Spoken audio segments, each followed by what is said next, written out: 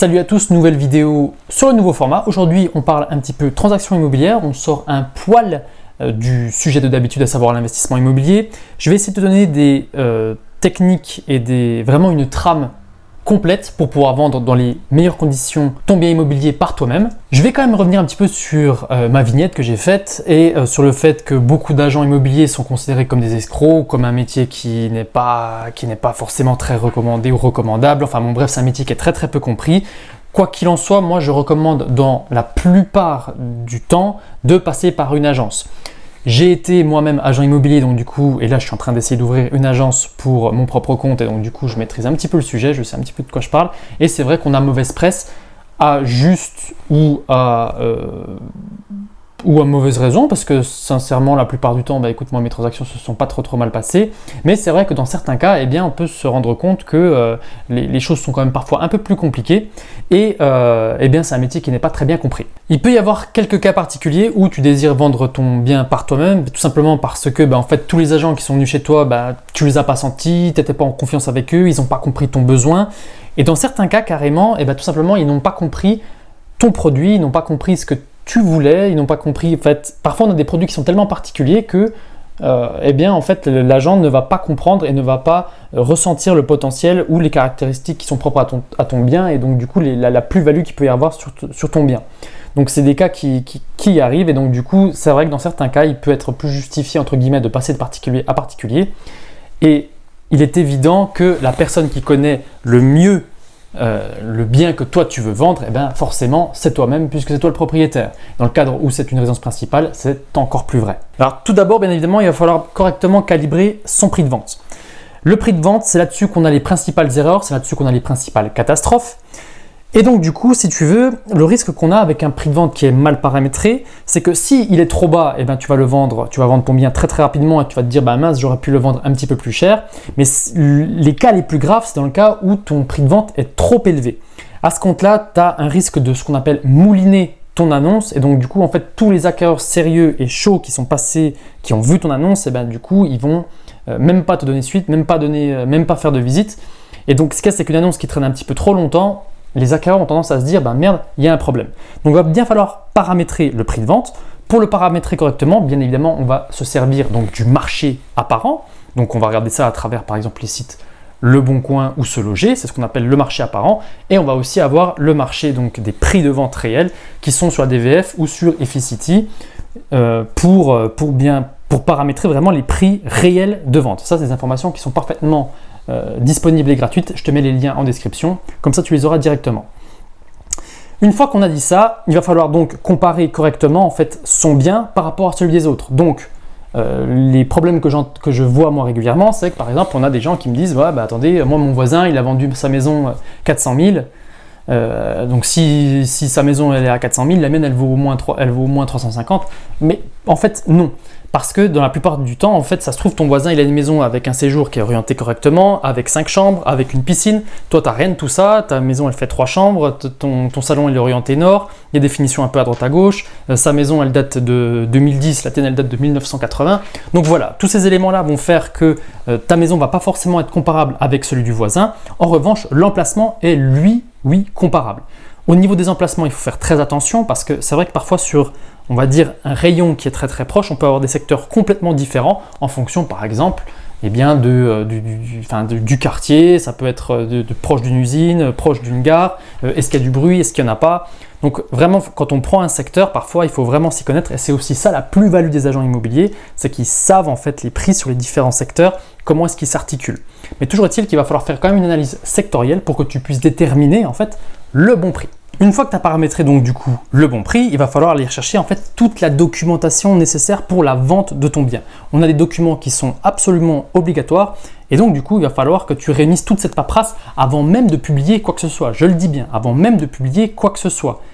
Il est très dangereux d'aller publier une annonce sans avoir ces papiers. Donc les papiers qui sont importants évidemment quand on est en copropriété, c'est d'aller te réunir tous les documents afférents à cette copropriété, et parfois je te garantis que c'est une vraie tannée pour le faire. Donc l'astuce simple, tout simplement, c'est ou d'appeler ton syndic, mais attention parce que la plupart des syndics ils vont facturer le fait qu'ils t'envoient ces documents-là. Sinon tu vas sur ton espace extranet et puis tu peux à peu près tous les sortir. Toujours est-il que si tu es en copropriété, n'oublie pas le pré-état daté. C'est un document qui est quand même très important. Il va falloir que tu sortes donc du coup aussi la taxe foncière, le titre de propriété qui puisse justifier que c'est bien toi le propriétaire, et évidemment, il va falloir faire les diagnostics. Une fois que tu as fait tous ces documents-là, on va pouvoir commencer ensuite à réfléchir à la stratégie. Mais surtout, il faut que tu aies tous les documents, que tu aies réuni toute la documentation avant de faire quoi que ce soit. Une fois qu'on a notre prix de vente et notre documentation, est-ce qu'on va pouvoir publier une annonce? Eh bien non, pas encore. Il va falloir qu'on règle un petit peu tous les problèmes. Si tu as fait donc déjà tes diagnostics énergétiques, évidemment, tu vas avoir donc des problèmes qui vont être liés à l'électricité, des problèmes qui vont être liés à la chaudière, à ces choses-là. Et donc du coup, ce que tu peux faire pour anticiper un petit peu les demandes qu'il peut y avoir, si tu as encore une vieille chaudière fuel, par exemple, c'est d'essayer de faire venir un artisan qui va chiffrer le remplacement de la chaudière, des choses comme ça. Ou alors un électricien qui va regarder un petit peu combien ça coûterait de remettre un petit peu tout aux normes. Ça permettrait comme ça d'anticiper les futures négociations que tu pourrais avoir au niveau des défauts techniques de ton bien. Ce que tu peux faire aussi au niveau d'anticipation des problèmes, excuse-moi, ça va être de, en fait, la tuile qui est cassée depuis 2 mois, de la changer, de remettre un coup de blanc sur des murs où il y a les tapisseries de mamie, enfin bon bref, toutes les petites rénovations que tu devais faire, c'est vraiment l'occasion de les faire pour préparer ton bien à la vente. De tout ranger, de commencer à tout sortir, parce que dans bien des cas, j'ai déjà vu des propriétaires effectivement qui avaient réussi à vendre, ma foi, par eux-mêmes, et puis qui s'est retrouvés un petit peu emmerdés lorsqu'il fallait déménager. Donc c'est l'occasion un petit peu aussi d'anticiper ce problème-là, et donc de faire un immense tri et vraiment de faire une petite réno, mais vraiment légère. On ne parle pas de faire vraiment pas une rénovation, mais un peu de ce qu'on appelle homestaging. Ça a déjà vu Stéphane Plaza, essayer de jouer un petit peu là-dessus. Voilà, tout simplement. Donc anticiper les problèmes. Bon, ça y est, on a notre prix de vente, on a la documentation, on a réglé tous les petits problèmes qu'on pouvait avoir. On peut enfin publier l'annonce. C'est que la 4e étape, donc au travers du marketing et de la communication. Alors évidemment, ce que tu vas avoir envie de faire dans un premier temps, c'est de tout de suite balancer sur le bon coin. Tu peux faire ça. Moi, ce que je t'invite à faire, c'est à commencer à en parler en fait dans ton réseau proche et dans ton réseau très proche pour commencer à dire que tu veux vendre ta maison. Et laisser déjà les gens qui sont autour de toi, parce que tu sais pas, mais ça se trouve, ton voisin d'à côté, il a peut-être envie de vendre, il a peut-être envie d'acheter, tu n'étais pas au courant, il voulait peut-être, ou alors peut-être le fils de ton voisin, ou ton pote, ou je sais pas qui, ou ta copine, enfin bon bref, quelqu'un voulait acheter cette maison et puis tu n'étais pas au courant. Donc commence déjà à parler un petit peu autour de toi, une petite publication Facebook, un petit truc sur Instagram. Au niveau des photos, essaie de prendre des photos qui sont quand même plutôt classe. Donc tu te mets à 1 mètre du sol pour prendre tes photos pour donner un espèce d'effet volume. Voilà un petit peu comment est-ce qu'on fait dans les grandes lignes pour avoir une annonce qui claque un petit peu, et comment est-ce qu'on fait pour tout simplement pour créer un petit effet de désir en fait sur ton bien. Donc les photos sont importantes, et la façon en fait dont tu communiques dessus va avoir une grosse importance au niveau du descriptif de ta maison. Donc il faut bien faire gaffe à ces axes-là. Une fois que tu as mis ton annonce, évidemment tu vas avoir des visites. Et alors là, les visites, c'est la partie qui est entre guillemets la moins rigolote, parce que tout simplement tu vas avoir des gens qui vont venir chez toi. Si ta maison n'est pas forcément en bon état, tu vas avoir des critiques qui sont assez dures. Et c'est vraiment là qu'au niveau nerveux, il va falloir être quand même assez calme. Si tu as un super produit, tu n'auras que des compliments, c'est super. Mais en règle générale, tu as beaucoup de personnes qui, pour négocier, vont venir critiquer un bien. Et donc toi, tu vas y passer aussi, donc tu vas entendre des choses qui sont quand même franchement pas très agréables à entendre. Et c'est là qu'en fait, il faut réussir à garder son calme. Toujours est-il qu'il faut quand même faire une espèce de présélection au niveau des visites. Ça, c'est aussi une plus-value des agences. Là, malheureusement, c'est un petit peu plus compliqué quand on est de particulier à particulier, mais il y a quand même des techniques pour le faire. Une fois que tu as réussi à trouver ton acquéreur et que normalement tu as fait tout ce qu'il fallait, normalement tu as une offre au prix, et le but du jeu en fait c'est d'aller au plus vite chez le notaire. Vu que tu as déjà toute la documentation, ça ne devrait pas prendre de temps. Donc au niveau de anticiper les problèmes, donc dans la phase 3, ce qui serait bien aussi, c'est aussi de contacter son notaire pour pouvoir en fait un petit peu anticiper le rendez-vous que tu dois prendre. Le problème des notaires, c'est qu'ils ont énormément en fait de demandes, ils ont beaucoup de dossiers à traiter, et donc du coup tu risques d'être un petit peu décalé au niveau du temps. Et le but du jeu quand on a une offre d'achat, c'est de raccourcir au maximum le délai entre l'offre d'achat et le compromis de vente. Parce que même après le compromis de vente, ton acquéreur il pourra encore se barrer. Mais toujours est-il qu'entre ces deux délais-là, ton acquéreur il va continuer à regarder les maisons à droite et à gauche, et donc tu pourrais éventuellement le perdre. Donc du coup, au niveau du notaire, il faut vraiment essayer de raccourcir au maximum ce délai-là, et donc du coup que ton notaire soit déjà au courant pour que tu puisses vite aller chez lui, quoi. Et ça aussi, c'est aussi une plus-value au niveau des agences, puisque une agence, en 2 jours, normalement, il peut faire signer un compromis à ton acquéreur.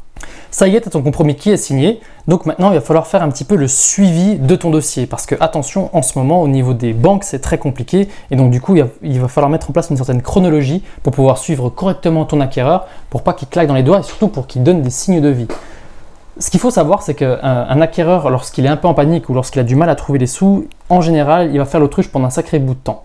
Donc, il faut, une fois que tu as purgé la loi SRU, donc c'est-à-dire les 10 jours après la signature du compromis, il va falloir, entre guillemets, le relancer, pas forcément tous les semaines, mais une fois qu'on a purgé la SRU, au moins tous les 2 semaines en moyenne, pour voir si vraiment il suit les engagements qu'il a donnés et pour voir s'il n'est pas en train un petit peu de se barrer. Donc voilà, ça peut être... c'est aussi un travail d'agence qui est parfois un petit peu lourd et un peu compliqué, mais on a de plus en plus d'acquéreurs effectivement qui donnent plus de signes de vie lorsqu'ils ont 1 ou 2 refus. Donc faire bien attention à ça et bien suivre correctement son acquéreur tout au long du délai après la signature du compromis.